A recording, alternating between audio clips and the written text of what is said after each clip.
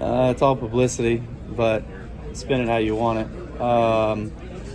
He's just going to be a warm body sitting on top of the box. You know, they've got enough stuff from the shop. And Denny Hamlin just delivered a devastating response to Kyle Busch that has the entire NASCAR world talking, and what he said about Dale Earnhardt Jr. is absolutely shocking.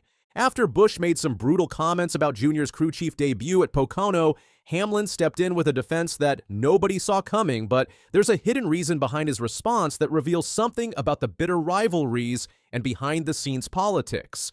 The controversy erupted when Dale Earnhardt Jr. stepped in as crew chief for 18-year-old Connor Zilisch at Pocono Raceway after the team's regular crew chief was suspended. What should have been a feel-good story about a NASCAR legend, helping a young talent quickly turned into a vicious war of words when Kyle Busch decided to publicly attack Jr.'s contribution to the victory. Busch's comments were absolutely brutal and showed no respect for one of NASCAR's most beloved figures. He dismissed Jr.'s role by saying he's just going to be a warm body sitting on top of the box. But that wasn't the worst part. Busch went even further, claiming, "It's all publicity, but spin it how you want it," essentially calling the entire situation a marketing stunt rather than a legitimate racing achievement. The timing of Busch's attack couldn't have been worse. These comments came before the race, setting up a narrative that if Zilisch won, it would somehow validate or disprove Busch's harsh assessment. When the 18-year-old actually went out and dominated the race, winning his first oval victory in the Xfinity Series, it made Busch look petty and jealous of the positive attention Jr. was receiving. The backlash against Busch was immediate and fierce. Dale Earnhardt Jr.'s fan base, which includes 15-time recipients of the Most Popular Driver Award, mobilized on social media to defend their hero. The criticism was so intense that Busch felt compelled to backtrack and attempt damage control through a clarification post on social media. Busch's attempted clarification read, "This has nothing to do with any animosity towards Dale Jr. I'm referencing how silly the suspensions for crew chiefs are these days with all the technology they have to stay in contact with their teams. I'd say the same thing if Jeff Gordon went on a Hendrick Motorsports box as a crew chief." However, this explanation felt hollow and defensive, coming after his initial harsh comments had already gone viral. This is where Denny Hamlin entered the picture with a response that changed everything. On his Actions Detrimental podcast, Hamlin didn't just defend Jr., he delivered a masterclass in diplomatic warfare that simultaneously supported Earnhardt Jr., while subtly destroying Busch's credibility without ever directly attacking him. Hamlin's approach was brilliant in its calculated restraint. He stated, I think that we got to give Dale Jr. a little bit of due, and certainly, don't want to undersell the fact that, the team was doing the heavy lifting. And this opening immediately established respect for Jr. while acknowledging the team effort involved in the victory. But Hamlin wasn't finished. He continued with what many consider the knockout punch. I agree that, listen, I think that the answer is somewhere in between of, Kyle Busch says he's nothing but a warm body up there. The TV sells it as, he's an actual crew chief. I think the answer is probably somewhere in between. This statement was devastating because it positioned Busch's comments as an extreme position while presenting Hamlin as the reasonable voice in the debate. Hamlin then provided specific examples of Jr.'s contributions.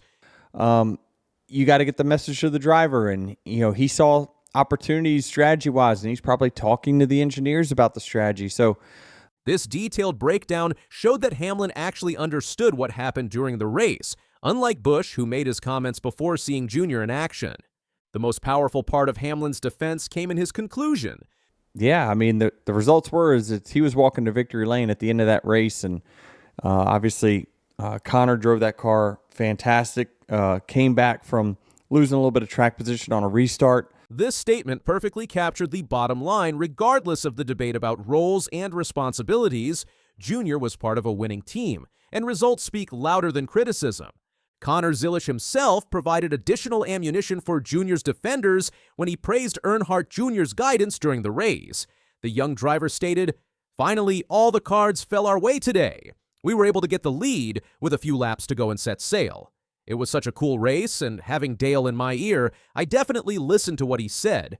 He's got way more experience than I do. He's won here in a Cup car twice. He's my crew chief. There's no reason he'd give me bad information. This firsthand testimony from the actual driver who benefited from Junior's guidance completely undermined Busch's warm body characterization.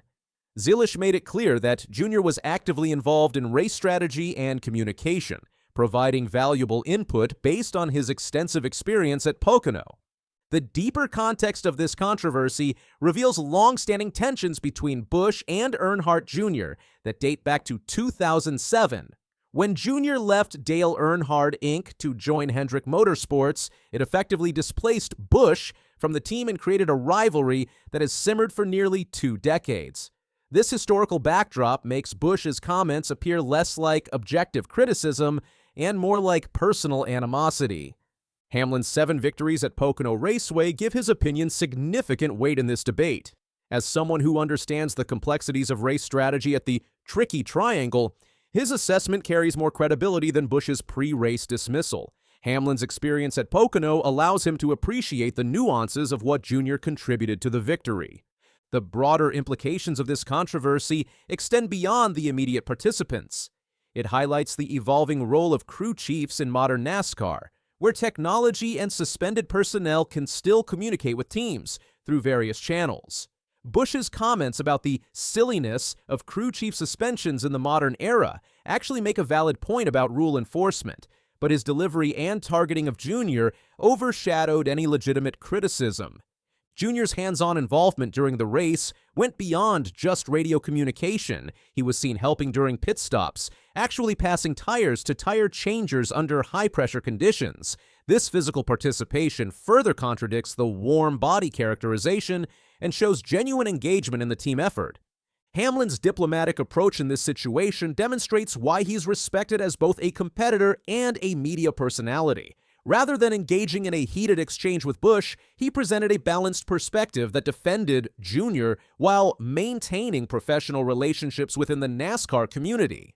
As this controversy continues to generate discussion throughout the NASCAR community, it serves as a reminder of the passionate emotions and long-standing rivalries that make the sport so compelling. Hamlin's defense of Jr. has effectively ended the debate in Jr.'s favor, while Busch's comments have backfired spectacularly, damaging his reputation and relationships within the NASCAR family. Don't miss any of the drama as this NASCAR feud continues to unfold. Hit that subscribe button and ring the notification bell for all the latest bombshells.